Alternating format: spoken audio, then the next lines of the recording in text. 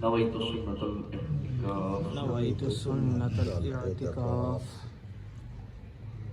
فرمانے آخری نبی صلی اللہ علیہ وآلہ وسلم جو روزانہ 1000 مرتبہ درود پاک پڑھے گا مرنے سے پہلے جنت میں اپنا مقام دیکھ لے.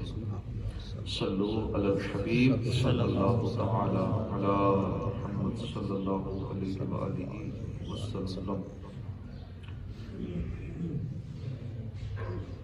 مولا علی شیر خدا مشکل کشا کے حوالے سے ہم نے کافی باتیں سنی کی. آپ کی شان سخاوت، دنیا سے بے رغبتی، زہد، قناعت، تقوی، اور آپ کی شان سخاوت کے نرالے انداز بھی ہم نے سنے کہ مولا علی شیر خدا صدقہ و خیرات کرنے کے شوقین تھے. آپ کے پاس 4 درہم اگر آتے تو سارے ہی راہ خدا میں خرچ کر دیتے. جو مال آتا اللہ کے راہ میں خرچ کر دیتے. پھر ہم نے سنا تھا کہ آپ نے 3 روزے کی جو منت مانی تھی 3 روزے رکھے. تینوں دن افطار کے ٹائم مسکین آ گیا، ایک دن یتیم آ گیا، ایک دن مسافر آ گیا، تو آپ نے وہ کھانا اپنا افطار کا ان کو دے دیا اور 3 دن پانی سے افطاری کی. کتنے ایسے یتیم بچے ہوں گے جو دوسرے بچوں کو دیکھ کر اداس ہو جاتے ہوں گے، کتنوں کی آنکھیں نم ہوتی ہوں گی. اب کئی غریبوں کو ہم نگلیکٹ کر دیتے ہیں. ہمارے ارد گرد محلے میں، علاقے میں ایسے سفید پوش غریب بھی ہوتے ہیں، یتیم بھی ہوتے ہیں. کتنے والدین ہوں گے جو بازار کا رش دیکھ کر دل میں سوچتے ہوں گے کاش میرے پاس بھی وسعت ہوتی، میں بھی بچوں کے لیے نئے کپڑے، نئی جوتی خرید لیتا. کتنے والدین اپنے بچوں کی فرمائشیں سن کر اندر ہی اندر دکھی ہوتے ہوں گے. اللہ پاک نے ہمیں وسعت دی، ہم بھی ان کا خیال کریں گے. تو مولا علی مشکل کشا نے بے مثال سخاوت فرمائی. 3 دن پانی سے افطار کیا اور افطار کے لیے تیار کیا وہ کھانا مسکین، یتیم اور قیدی کو دے دیا. اس پر اللہ پاک نے قرآن کی آیت نازل فرما دی. تو ہمیں بھی ایثار اور سخاوت کا ذہن بنانا چاہیے اور صحابہ کرام کے نقش قدم پر چلنا چاہیے جیسے مولا علی شیر خدا کی زندگی کا ایک معمول تھا. اللہ پاک نے اس کی بھی توفیق عطا فرمائے. آمین بجاہ النبی الامین صلی اللہ علیہ وآلہ وسلم. آج عاشقان رسول سنت اعتکاف کی سعادت حاصل کریں گے اور یہ بہت بڑی خوش نصیبی ہے کیونکہ جس کو اللہ توفیق دے وہی اس کے گھر میں آ سکتا ہے. ورنہ تو نماز پڑھنے کے لیے بھی 5 منٹ 10 منٹ کے لیے آنا بہت بھاری ہوتا ہے. جس کو اللہ توفیق دے وہی آتا ہے مسجد میں. پھر 10 دن کے لیے آ جانا یہ تو اور ہی بہت مشکل ترین کام ہے. اسی لیے تو اس کا اجر بتایا گیا کہ 2 حج 2 عمرے یہ روزانہ کا ثواب ہے. اسی طرح مغفرت کی بشارت ہے. دیگر ہم نے کئی اس کی فضائل سنے کہ جو اعتکاف کرتا ہے کہ 1 دن کا بھی جو اعتکاف کر لے اس کی فضیلت ہم نے سنی کہ وہ کتنا جہنم سے دور ہو جاتا ہے. اعتکاف کرنے والے بہت خوش نصیب ہیں جہاں اتنا کچھ ملتا ہے. اگر مسجد میں کوئی ایسی غلطی کر دی، مسجد کی بے ادبی کر دی، کوئی ایسا معاذ اللہ کو گناہ سرزد ہو گیا تو پھر پکڑ بھی اتنی ہی سخت ہے. اس لیے ہمیں اعتکاف کے دوران جو سعادت حاصل کر رہے بڑے خوش نصیب ہیں. بہت ہی محتاط ہو کے رہنا پڑے گا، مسجد کا ادب و احترام کرنا پڑے گا، فضول باتوں سے اپنے آپ کو بچانا پڑے گا اور اس انداز میں اپنے اعتکاف کے ثواب کو بچانا ہوگا.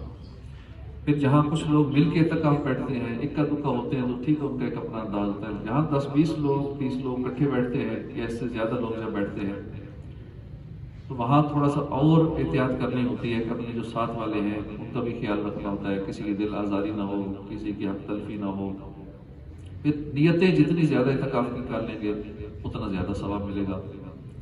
فرمان مصطفیٰ صلی اللہ علیہ وسلم نیت المؤمن خیر من عملہ، مسلمان کی نیت اس کے عمل سے بہتر ہے. اپنے اعتکاف کی عظیم الشان نیکی کے ساتھ مزید اچھی نیتیں شامل کر کے ثواب میں اضافہ کیجیے. سرکار اعلیٰ حضرت رحمۃ اللہ علیہ کی بیان کردہ مسجد میں جانے کی 40 نیتوں میں سے حسب حال نیتیں کرنے کے ساتھ ساتھ موقع کی مناسبت سے مزید نیتیں بھی گھر سے جب نکلیں تو کی جا سکتی ہیں. یکسوئی کے ساتھ عبادت بجا لانے، ذاتی مطالعہ یا اہل علم کے میسر ہونے پر اس سے علم دین سیکھنے کے مواقع سے فائدہ اٹھانے، لیلۃ القدر کی برکتیں پانے، ماہ رمضان کی قیمتی لمحات سے مکمل فائدہ اٹھانے کے لیے آخری عشرے کے سنت اعتکاف کے لیے جا رہا ہے۔ ایک تو یہ نیت ہو کہ میں اعتکاف کیوں بیٹھ رہا ہوں۔ بہت سارے نیک کام ہم کرتے ہیں لیکن پتہ نہیں ہوتا کیوں کر رہے ہیں۔ ہم دنیاوی تعلیم، دینی تعلیم حاصل کر رہے ہوتے ہیں، کئی سال لگا دیتے ہیں، اینڈ میں پوچھو کیا نیت تھی، کہتے کچھ بھی نہیں نیت تھی، بس سمجھو 10 سال ضائع کر دیے، کیونکہ اچھی نیت ہی کوئی نہیں تھی۔ یا بعض کا اگر نیت بری ہوگی تو پھر اس پہ گناہ بھی ملے گا، پکڑ بھی ہوگی۔ تو اس معاملے میں ہمارا معاشرہ بہت پیچھے ہے، اوورآل دنیا ہمارے مسلمان نیتوں کے حوالے سے بہت کمزوری کا شکار ہیں۔ کام کرتے ہیں، پتہ نہیں ہوتا کیوں کر رہے ہیں، اچھا کام بھی کر رہے ہوتے ہیں، اس میں بھی بعض کا عادت کے طور پہ کر رہے ہیں۔ نماز کیوں پڑھ رہے ہیں؟ بس ایک عادت بنی ہوئی، روٹین بنی ہوئی، پڑھ رہے ہیں، نہ پڑھے مزہ نہیں آتا، نہ پڑھے تو ایک بے چینی سی ہوتی ہے، عادت بن گئی، عادت پوری کر رہے ہیں۔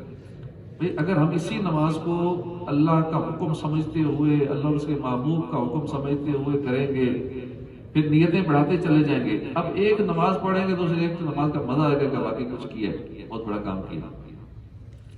اسی طرح آج جو اعتکاف کی سعادت حاصل کر رہے ہیں ان کو یہ نیتیں مزید جو ذہن میں کر سکتے ہیں کہ میں ایک تو یکسوئی کے ساتھ عبادت کر سکوں، میں اس لیے اعتکاف کے لیے آیا ہوں۔ گھر سے نہیں دکھی تھی، چلے ابھی کر لیں کہ میں یکسوئی سے عبادت بجا لاؤں گا، ذاتی مطالعہ کروں گا، علم دین سیکھوں گا، جتنے بھی حلقے لگیں گے سیکھنے سکھانے کے میں اس میں شرکت کروں گا، لیلۃ القدر کی برکتیں پانے کی کوشش کروں گا تاکہ مجھے لیلۃ القدر نصیب ہو جائے۔ میں کوشش کروں گا اکثر راتیں جاگ کر گزارنے کی، رات کا اکثر حصہ جاگ کر گزارنے کی کوشش کروں گا۔ اور رمضان کے جو آخری لمحات رہ گئے ہیں، آخری عشرہ ہے، میں اس سے مکمل فائدہ اٹھانے کے لیے اعتکاف کرنے لگا ہوں، کیونکہ آخری چانس ہے۔ پہلا عشرہ گزر گیا، دوسرا بھی گزر گیا، اب ایک آخری عشرے کا ہمیں چانس ملا ہے کہ چلے ہم مغفرت کروا لیں، جہنم سے آزادی مل جائے ہمیں۔ تصوف کے ان اصولوں کہ تقلیل طعام، کم کھانا، کم بولنا اور کم سونا پر کاربند رہوں گا، روزانہ 5 نمازیں پہلی صف میں ادا کروں گا، تکبیر اولیٰ کے ساتھ باجماعت نماز ادا کروں گا، ہر اذان اقامت کا جواب دوں گا، ہر بار اذان کے بعد کی دعا پڑھوں گا اول آخر درود پاک کے ساتھ، روزانہ تہجد ادا کروں گا، اشراق، چاشت اور عوامین کے نوافل ادا کروں گا، تلاوت اور درود پاک کی کثرت کروں گا، روزانہ رات کو سورہ ملک پڑھوں گا یا سنوں گا، کم از کم طاق راتوں میں صلاۃ التسبیح ادا کروں گا، تمام سنتوں بڑے حلقوں میں شرکت کروں گا، بیانات میں اول تاخیر شرکت کروں گا، رشتہ داروں اور ملاقاتیوں کو بھی انفرادی کوشش کر کے سنتوں بڑے حلقوں میں بٹھاؤں گا، کیونکہ بعض لوگ ملنے آتے ہیں، دوست احباب یا رشتہ دار، اب ان کے ساتھ پھر دنیاوی باتیں شروع ہو جاتی ہیں، تو ان کو بھی اپنے روٹین میں شامل کر لیں۔ باہر سے کوئی آتا بھی ہے دوست یار ملنے، اس کو بھی کہیں ٹھیک ہے ابھی ہمارا یہ حلقہ جاری ہے، ابھی فلاں درس ہو رہا ہے، ابھی نماز سیکھ رہے ہیں، ابھی دعائیں یاد کر رہے ہیں، ابھی سنتیں سیکھ رہے ہیں، تو آپ بھی شامل ہو جائیں تاکہ جو آئے وہ بھی فائدہ اٹھائے، خالی گپ شپ لگانے نہ آئے، خالی ملنے ملانے نہ آئے، کچھ لے کے جائے گا۔ اس طرح زبان پر قفل مدینہ لگاؤں گا، یعنی فضول باتیں نہیں کروں گا، خاموش رہنے کی کوشش کروں گا، جتنا ہو سکے لکھ کے گفتگو، اگر لکھ کر گفتگو کرنے کی عادت بن جائے گی نا تو اب کافی کنٹرول ہو جائے گا زبان میں۔ مسجد کو ہر طرح کی بدبو سے بچاؤں گا، مسجد میں نظر آنے والے تن کے، بالوں کے گچھے وغیرہ، یا کہیں بھی کوئی بال نظر آ گیا، تن کا نظر آ گیا، اسے اٹھا کے میں جیب میں ڈالوں گا۔ جیب میں ہو سکے تو شاپر کی ایک چھوٹی سی تھیلی رکھنی چاہیے، چھوٹا شاپر رکھ لینا چاہیے، جہاں بھی بیٹھے اپنے دائیں بائیں کوئی ذرہ، کوئی ٹکڑا، کوئی بال، کوئی دھاگا، کوئی فالتو چیز نظر آئے اٹھا کے اس میں ڈال لیں۔ تو یہ پہلے سے نیت ہوگی تو اس نیت کا بھی ثواب ملے گا، کیونکہ مسجد کی صفائی کے بہت فضائل ہیں۔ اپنے پسینے، منہ کی رال وغیرہ کی آلودگی سے مسجد کے فرش یا دری یا کارپیٹ کو بچانے کے لیے صرف اپنی ذاتی چادر یا چٹائی پر ہی سوؤں گا، یعنی ڈائریکٹ اگر مسجد کی دریوں پہ سوئیں گے یا کسی اور کی بھی چیز استعمال کریں گے تو اب وہ گندی ہو گئی، اسمیل ہو گئی، یہ درست نہیں ہے۔ بدیت حیا، سونے میں پردے میں پردہ، رہے، اس کا ہر طرح سے خیال رکھو گا، ورنہ جب لوگ سوتے ہیں تو کچھ پتہ نہیں چلتا، بے پردگی ہو رہی ہوتی ہے اور اوپر سے چادر ہٹی ہوتی ہے، کپڑا قمیض ہٹی ہوتی ہے، اب دیکھنے والے بھی گناہوں میں مبتلا ہو رہے ہوتے ہیں، بے پردگی کرنے والا خود بھی چونکہ بے پردگی کروا رہا ہے، بے احتیاطی سے سویا ہوا ہے، الٹا سیدھا جائے تو سوتے میں پتہ نہیں چلتا، تو اس لیے پہلے سے یہ تمام کر کے اس طرح پردہ کر کے چادر کو اچھی طرح لپیٹ کے سونے کے حوالے سے یہ بہت احتیاط ضروری ہے، ورنہ مسجد کے اندر گناہوں کا سلسلہ اور بدنگاہی کا سلسلہ ہوگا، اور مسجد کے اندر گناہ کرنا، وہ بھی رمضان میں گناہ کرنا اور زیادہ سخت پکڑ اس کی۔ سوتے وقت پاجامے پر ہو سکے تو تہمت باندھ لیں، یعنی چادر اس طرح لپیٹ لیں جس طرح تہمت باندھتے ہیں، اور مزید اوپر سے چادر اوڑھ لینا زیادہ مفید ہے، گھر میں بھی اس کا خیال رکھنا چاہیے۔ مسجد میں گندگی نہ ہو، اس لیے وضو خانہ فنائے مسجد میں ہونے کی صورت میں تیل کنگھی وغیرہ میں ہی کروں گا۔ اگر مسجد میں سارے تیل کنگھی کریں گے، بالوں میں لگائیں گے تو کیا بال گرتے ہیں، کیونکہ کچھ نہ کچھ لازمی کرتے ہیں ہر ایک، یوں روزانہ کچھ نہ کچھ بال گریں گے تو اچھی خاصی یہاں گندگی ہو جائے گی۔ مسجد کو تو بچانا چاہیے بالوں سے، تنکوں سے، مٹی سے، ان ساری چیزوں سے، تو وضو خانے پہ نیچے جگہ ہے وہاں پہ تیل وغیرہ کنگھی کا سلسلہ کر لیا جائے۔ بغیر اجازت کسی کی کوئی چیز استعمال نہیں کروں گی۔ ہم کہتے ہیں ٹھیک ہے سارے احتکام والے ہی ہیں، خیر نمازیوں کے جوتے پڑے ہوئے، جس کے پڑے جو نظر آ گئے، میں ابھی تھوڑی دیر کے لیے پہن کے جا رہا ہوں، اس طرح خانے سے ہو کے وضو کر کے واپس آ جاؤں گا، رکھ دوں گا، کیا ہوتا ہے؟ کسی کی چیز نہیں استعمال کر سکتے۔ کسی کا جوتا بغیر اجازت استعمال کر لیا، قیامت والے دن پکڑ ہو جائے۔ اب ہو سکتا ہے اس جوتا استعمال کرنے کی وجہ سے ہی اپنی نیکیاں اس کو دینی پڑ جائیں، اس کے گناہ اپنے سر لینے پڑ جائیں، کتنا بڑا نقصان ہے۔ بہتر ہے اپنی جوتا استعمال کر لیا جائے، کہتے نہیں اپنا سنبھال کے رکھا ہوا ہے، تھوڑی تکلیف کر کے نکال لیا جائے، جب جانا وضو کرنے تو اپنا پہن لیا جائے۔ اسی طرح کسی اور کا بستر، کسی اور کا تکیہ، کسی اور کی چادر، کہتے تھوڑی دیر استعمال کر رہا ہوں، استعمال نہیں کر سکتے، کسی کی چیز بھی بغیر اجازت استعمال نہیں کر سکتے۔ اگر کوئی کہے بھی خیر اب مربت میں گناہ تو نہیں بولے گا، کہہ رہے خیر کر لو، اب اندر سے تو ہو سکتا ہے دل نہ کر رہا ہو، کون چاہتا ہے کہ تکیہ میں نے استعمال کرنا، میرے تکیہ کوئی اور کر لے، میری چادر کوئی اور کر لے، اور خاص کر سردیوں میں ابھی تو چلو موسم ٹھیک ہے، ورنہ لوگ ایسا بھی کرتے ہیں کہ کسی اور کا بلینکٹ، کسی اور کی رضائی استعمال کر رہے ہیں، جس کا ہے وہ بیچارہ سردی میں سویا ہوا ہے۔ ایسا بھی ہوتا ہے، کئی اعتکاف میں آتے ہیں اپنا چیزیں لے کے نہیں آتے، اپنا سامان پورا نہیں لے کے آتے، دوسرے لوگوں کی چیزیں استعمال کرتے ہیں تو گنہگار ہوتے ہیں۔ تو بغیر اجازت کسی کی کوئی چیز استعمال نہ کیجیے، نہ چپل، نہ تکیہ، نہ بستر، نہ کوئی اور سامان، نہ کنگھی۔ اب کنگھی اپنی لے 10-20 روپے کی ملتی ہے، اب تیل ذرا روزانہ تیل مانگنا، مجھے تیل دینا، ذرا تیل دینا، میرے سر پہ لگانا ہے، اپنے ہی لے آئے، یعنی کسی سے کچھ نہ مانگے۔ اس کے باقاعدہ حدیثوں میں ترغیب دلائی گئی ہے کہ کسی سے کچھ نہ مانگو۔ صحابہ کرام کا یہ معمول تھا کہ اگر گھوڑے پہ سوار ہوتے چابک گر جاتا، دوسرے سے نہیں کہتے تھے کہ مجھے پکڑانا، خود نیچے اتر کے وہ چابک خود اٹھاتے تھے۔ کسی سے چیز مانگنا، سوال کرنا، یہ کوئی بھی شریف آدمی اس چیز کو پسند نہیں کرتا، مانگنے کی عادت نہیں ہونی چاہیے۔ جن سے پہلے سے لین دین یا دوستی نہیں تھی، ان سے ہلکی پھلکی چیز بھی عاریتاً نہ مانگ کر خود کو خلاف مرغوب کام سے بچاؤں گا، اور اگر وہ چیز اس کے استعمال میں ہے تو اسے پریشانی نہ پہنچانے کی نیت بھی مد نظر رکھوں گا، لہذا چپل، چادر، تکیہ وغیرہ کسی چیز کے لیے دوسروں سے سوال نہیں کروں گا۔ یہ ابھی سے نیت کر لیں گے تو انشاءاللہ اس نیت پہ بھی ثواب ملے گا۔ وقف املاک کو نقصان سے محفوظ رکھتے ہوئے نمازیوں کو اذیت سے بچانے، مسجد انتظامیہ کو پریشانی سے دور رکھنے کے لیے کھانا فنائے مسجد میں، وہ بھی کھانے کی مخصوص دری یا دسترخوان وغیرہ پر بچھا کر کھاؤں گا، نماز کی دری پر ہرگز نہیں کھاؤں گا، ورنہ پانی گر سکتا ہے، سالن گر سکتا ہے، یہ کارپیٹ خراب ہو سکتا ہے، دریاں خراب ہو سکتی ہیں۔ پھر باہر کوشش کریں کھانا کھانے کی، فنائے مسجد میں، اصل مسجد میں کھانے سے بے ادبی کا چانس ہے۔ کھانا کم ہونے کی صورت میں بھوک کے باوجود ایثار کی نیت سے آہستہ آہستہ کھاؤں گا تاکہ دوسرا بھائی زیادہ کھا لے۔ ایثار کا ثواب بے شمار ہے۔ تاجدار مدینہ صلی اللہ علیہ وسلم کا فرمانا ہے، جو شخص کسی چیز کی خواہش رکھتا ہو پھر اس خواہش کو روک کر اپنے اوپر کسی اور کو ترجیح دے تو اللہ اسے بخش دیتا ہے۔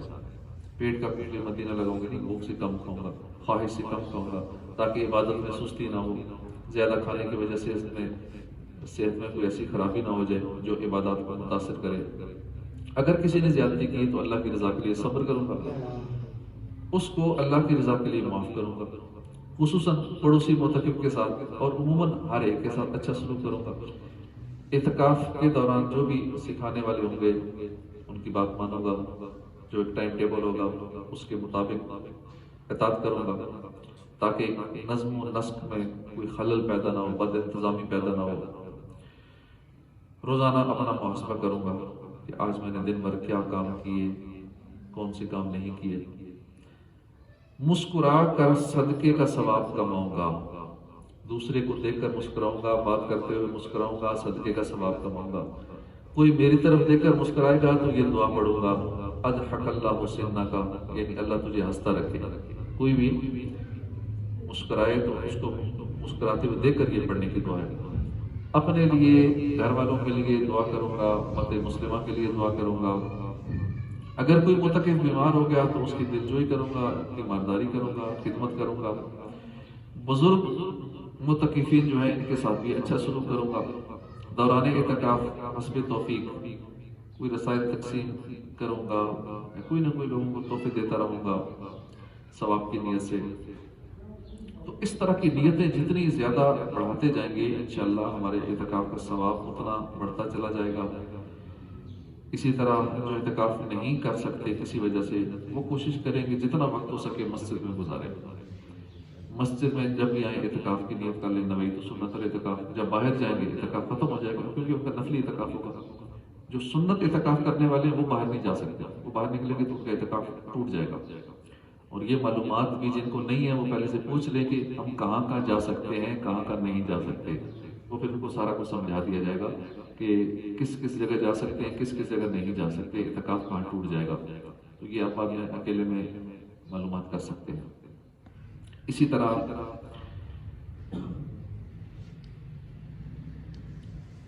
اعتکاف کے دوران جو باہر سے آئیں گے، تھوڑی دیر کے لیے آئیں گے، وہ کوشش کریں کہ جو بھی ہمارا یہاں کا شیڈول ہوگا اس میں شامل ہو جائیں، اور جب ہلکے لگے تو سیکھنے سکھانے کی کوشش کریں اس میں شامل ہو جائیں۔ اب ہلکا لگا ہوا ہے نماز سکھانے کا، لیکن اگر دو چار اپنی تلاوت شروع کر دیں گے کیا وہ بھی ڈسٹرب ہوں گے، یہ بھی ڈسٹرب ہوں گے۔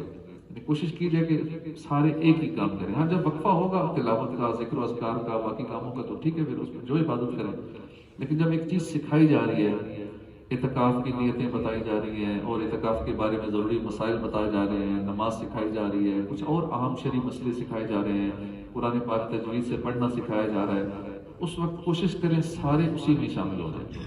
ورنہ کیا ہوگا، ایک بندہ تلاوت کر رہا ہے، دوسرا اونچا اونچا اللہ کا ذکر کر رہا ہے، تیسرا بندہ کچھ اور کر رہا ہے، چوتھا کچھ اور کر رہا ہے، ایک بے ترتیبی سی ہو جائے گی، نظم و ضبط قائم نہیں رہ پائے گا۔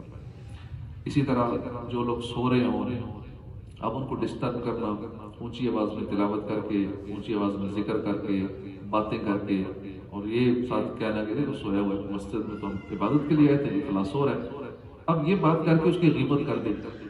جو سو رہا ہے ٹھیک ہے، اس کا سونا بھی عبادت ہے، اگر وہ سو بھی رہا ہے تو پھر مسجد میں سو رہا ہے تو روزے دار کا سونا بھی عبادت ہے، لیکن بہتر ہے کہ اس کو پیار محبت سے سب کو سمجھایا جائے کہ آپ سیکھنے سکھانے کا حکم میں شامل ہوں گا۔ انشاءاللہ نیند کا وقفہ پورا دیا جائے گا، ہم کوشش کریں کہ 7-8 گھنٹے کی جو نیند ہے وہ ٹائم سب کو اتنا ملے گا، لیکن باقی جو شیڈول ہے اس کے مطابق چلنے کی کوشش کریں۔ جب سونے کا ٹائم ہے تو پھر سارے سوئیں، اگر نہیں سوئیں گے، کچھ سوئیں گے کچھ جاگیں گے، اس سے کیا ہوگا کہ جب سونے والوں کا ٹائم ہوگا اس ٹائم باقیوں کی نیند تو پوری ہو چکی ہوگی، اب وہ ادھر ادھر کھڑ پھوڑ، شاپر کھولا، کوئی بیگ کھولا، کوئی زب کھولی، کوئی باتیں کی، کوئی تلاوت شروع کر دی، سونے والے ڈسٹرب ہو جائے گا۔ اب کوئی بولے گا بالفرض نہیں بولے گا کہ بول پڑتے ہیں آپ کیوں ڈسٹرب کر رہے ہو، کہ نہیں بولتے، لیکن دل ہی دل میں ان کو کوفت ہوتی رہتی ہے کہ یہ ہمیں ڈسٹرب کر رہے ہیں، فلاں فلاں بندے ہمیں ڈسٹرب کر رہے ہیں۔ یہ سونے کے ٹائم سوئے نہیں تھے نا، تو اس لیے اب ان کو نیند آ رہی ہے، یا جب سونے کا ٹائم نہیں تھا تب سو گئے تھے، اب ہمارا سونے کا ٹائم ہے، اب یہ ہمیں ڈسٹرب کر رہے ہیں، تو یوں ایک فضا بڑی خراب ہو جاتی ہے۔ کیونکہ کئی سالوں کا تجربہ ہے، یہ ایسا ہوتا ہے، ہر جگہ تقریباً ایسا ہوتا ہے، کچھ لوگ ڈسٹرب کرنے والے ہوتے ہیں تو وہ بیچارے اپنی آخرت خراب کر رہے ہوتے ہیں، اپنی نیکیاں برباد کر رہے ہیں۔ اس لیے جب سونے کا ٹائم نہیں بھی آ رہے، شروع میں 2-3 دن آپ کی روٹین آرام سے نہیں بنے گی، کیونکہ پہلے ہر ایک بندے کا اپنا ایک شیڈول چل رہا ہے، شیڈول چینج کرنے کے لیے نا اپنے کمفرٹ زون سے نکلنے کے لیے ٹائم لگتا ہے، 1 2 دن 3 دن لگتے ہیں اپنے شیڈول کو چینج کرنے میں، لیکن بندہ جو روٹین اپنی بنائے وہ بن جاتی ہے۔ سونے کی جو روٹین بنائے، کھانے کی جو روٹین بنائے، بندہ ایڈجسٹمنٹ کر سکتا ہے، کوشش کرے۔ اگر وہ کہتے مجھے نیند نہیں آ رہی، کیا کروں، نہیں آ رہی، آ جائے گی۔ آپ تھوڑا ریگولر جاگیں گے نا، جیسے باقی جاگتے ہیں ان کا شیڈول ہے جاگنے کا، تو جاگتے رہیں، ایسی گہری نیند آئے گی بعد میں کہ ہوش ہی نہیں رہے گا، تکیہ رکھنا بھول جائیں گے یا بستر بچانے بھول جائیں گے، کتنی گہری نیند آئے گی۔ اس لیے کوشش کریں شروع میں 1 2 دن 3 دن شیڈول کے مطابق چلنے کی۔ نیچے وضو خانہ ہے، بھائی وضو خانہ ڈھونڈ رہے ہیں، تو اس طریقے سے ان کو سمجھا دیں، ایک دوسرے کی نیند کا خیال رکھنا ہے، آرام کا خیال رکھنا ہے، شیڈول ایک ہی رکھنا ہے، الگ الگ، ہر بندے کا اپنا شیڈول ہوگا، کوئی رات کو سوئے گا، کوئی صبح سوئے گا، کوئی دن کو سوئے گا، کوئی اثر میں سوئے گا، تو معاملات سارے ڈسٹرب ہو جائیں گے۔ تو کوشش کر کے پہلے آپس میں سارے اتفاق سے طے کر لیں گے۔ آپ میں سے کون کون اعتکاف کے لیے آئیں گے؟ ہاتھ کھڑے کریں۔ 1 2 آپ بھی، 1 2 3 4 5 6 ابھی 7 8 ہیں، شاید مزید بھی آ جائیں گے۔ تو جو آ جائیں گے شاید وہ یہ ساری باتیں نہیں سن پا رہے ہیں، ہو سکتا ہے وہی مطلب ڈسٹرب کرنے کا سبب بن جائے، جو بھی یہ باتیں نہیں سن رہے وہ جاگنے کے ٹائم سوئیں، سونے کے ٹائم جاگیں، جس وجہ سے آپ لوگ ڈسٹرب ہو جائیں۔ ان کو بھی پیار محبت سے الگ سے سمجھا دینا جو بعد میں آنے والے ہیں کہ بھائی سونے کے ٹائم سو جائیں۔ ہم یہ سارا شیڈول آپ کو بتا دیں گے کہ رات اتنے بجے سو جانا ہے، چلو رات کو تھوڑا سا یہ آرام کر لیں گے، پھر دن کو تقریباً 11:30 12 بجے تک وہ آرام کر لیں گے، عشاء کو 4 سے لے کر، پھر اسی طرح عصر سے پہلے کوئی گھنٹہ آرام کر لیں گے۔ اس طرح کر کے 2 3 ٹائمنگ ہم رکھیں گے آرام کی، تاکہ سب کا آرام پورا ہو جائے۔ اب باقی جو وقت ہے وہ کون سا قرآن سیکھنے کا ٹائم ہے، کون سا تلاوت کرنے کا ٹائم ہے، ذکر و اذکار کا کون سا ٹائم ہے، علم دین سیکھنے کا، سنتیں سیکھنے کا، دعائیں یاد کرنے کا، سحری افطاری کا، مناجات کا، تہجد میں مل کے گڑ گڑا کے دعا کرنے کا ٹائم ہے، تو یہ سارا شیڈول میں شامل ہے۔ اللہ پاک ہمیں اس کے عمل کی توفیق عطا فرمائے، آمین بجاہ النبی الامین صلی اللہ علیہ وسلم۔